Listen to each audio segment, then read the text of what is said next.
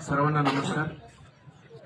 की विजय बाबतीत बोलायचं झालं तर तो 18 वर्ष तुमच्या सोबत राहिला, पण जे 2 वर्ष आमच्या सोबत राहिलाय त्यांनी जो आम्हाला लढा लावलाय तो ह्या 18 वर्षापेक्षा खूप जास्त होता.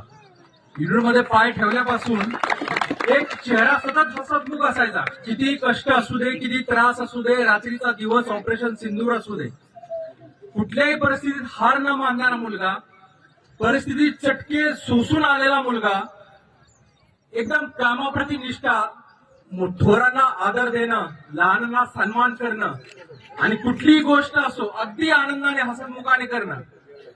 पीटी, ड्रिल, डब्ल्यूटी, कुठलाही कोर्स असो, कुठलीही टेस्ट असो, सगळ्या टेस्टमध्ये नंबर 1 येणारा मुलगा, अगदी काल परवापर्यंत आमच्यासोबत गणेशोत्सवात नाचणारा मुलगा, आज आमचं युनिट गेले 3 दिवस झालं त्याच्यासाठी रडतंय. युनिटचा एकही माणूस असा नाहीये ज्याच्या डोळ्यात पाणी नाहीये.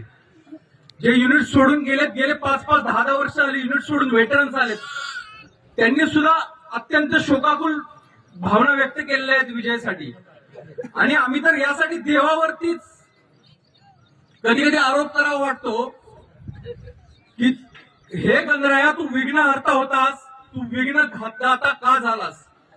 ज्यांनी तुझी एवढी सेवा केली त्याला तू का घेऊन गेलास? अरे काय कमी पडलं होतं? काय कुठे घडलं?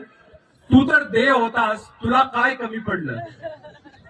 आमच्या मनातला होता तारा, आमच्या मनातला होता तारा, त्याला तू हिरावून नेलंस.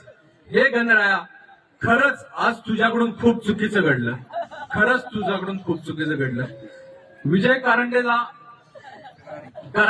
आमच्या सर्व स्काय शिल्डर्स परिवारातर्फे भावपूर्ण नमन आहे.